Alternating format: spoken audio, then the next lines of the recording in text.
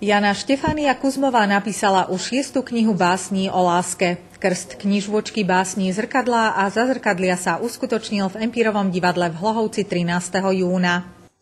Čo sa týka zrkadiel a zazrkadlí tejto novej knižočky, tá opisuje zrod a putovanie lásky. Ona sa narodila z lásky dvoch, z predchádzajúcich v noci každá báseň sová ako mužský princíp a ja zbieram krásu ako ženský princíp. Títo dvaja splodili dieťa, ktoré sa volá Láska.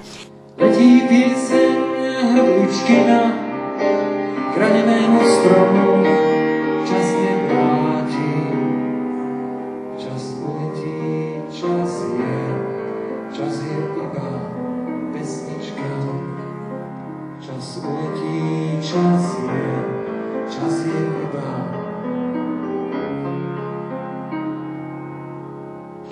pesnička.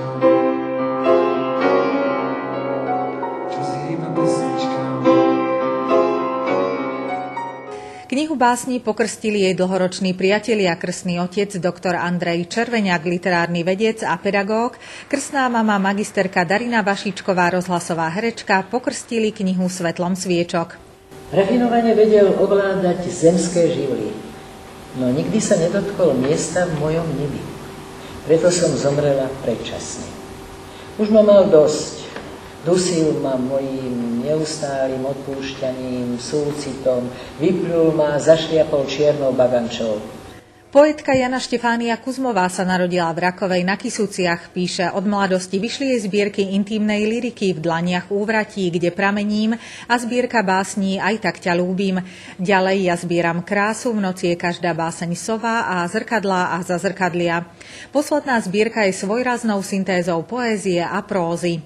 Mňa báseň a múzy básnické naplňajú od malička. Neviem si predstaviť ísť bez zošitka, tuštičky, k slniečku, kvietočku, možno k skale, k pramienku, ale aj slza je pre mňa láska, je to poézia. By som povedala, že aj v tých najzložitejších a najprekernejších chvíľach, keď sa zdá, že nie je východisko, je láska, lebo tam je to zazrkadlie. Tam je ten pramienok, tam je to semienko nádeje a nejakého znovu skriesenia a o tom láska je.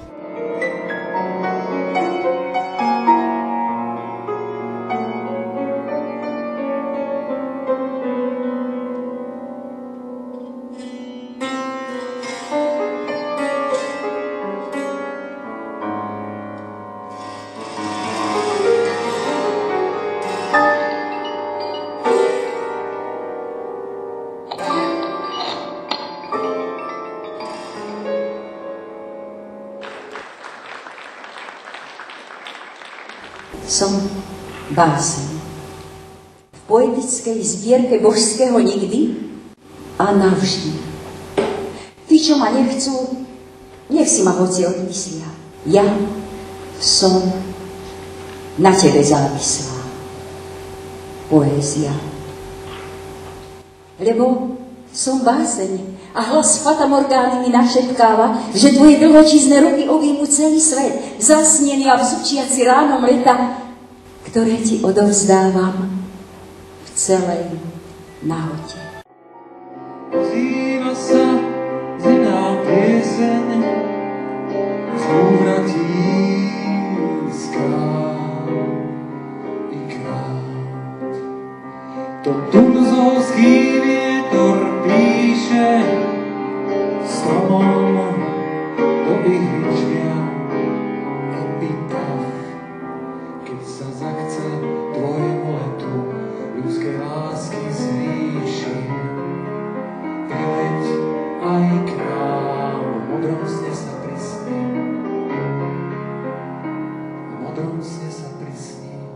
Ja píšem stále vo všetkých životných obdobiach. Ja píšem aj v noci, keď sa zobudím. Vlastne aj keď nepíšem, píšem, alebo myslím o básničke.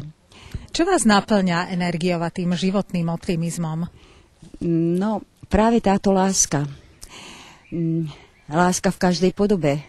Deti, príroda, priatelia, trávička, všetko, s čím sa stretnem a všetko, čo patrí do priestoru a bytia, v ktorom žijem. Prezliekol sa do najsviatočnejších šiat a začal jej preťahovať medové motúzy popod nos. Ó, krásavica, vyvolená môjho srdca, už sa mi zdalo, že sa ťa nedočkám. Oddychni si po dlhej ceste, oblečiem ťa do najdrahších šupín všetkých druhov morských panien a kráľovien. Budeš im vládnuť v oceáne i na súši. Ak sa staneš mojou vyvolenou, Boh vie, čo by bol ešte nasľuboval v návale mužskej samoľúbosti, pokore pred krásou, keby jeho predstavy nebola prestrihla Ania. Nie, Pane, to jediné nemôže. Ja mám svojho vládcu srdca. Na krste v útulnom Empírovom divadle sa zúčastnili autorkyni priatelia, známi, ale tiež pozvaní hostia Jozef Behúl, asistent predsedu Trnavského samosprávneho kraja, a Peter Dvoran, viceprimátor mesta Hlohovec. Kniha básni Jany Štefánie Kuzmovej vyšla vďaka finančnej podpore Literárneho fondu Trnavského samosprávneho kraja, obce Raková, mesta Hlohovec a vďaka dobrým ľuďom. Vy ste pedagógom v základnej umeleckej škole. Sú tu aj deti, ktoré vás naplňajú a nabíjajú tou pozitívnou energiou? Mám aj tu veľa detí a moje deti mi dávajú strašne veľa, lebo sú vlastne moji učitelia. Lebo keď na niečo zabudnem, deti mi to pripomenú. A navzájom sa doplňame. Nedá sa povedať, kto koho učí, ale tiež patria k symbióze, k môjmu životu, k naplneniu života a lásky. Túto knižočku s láskou venujem láske.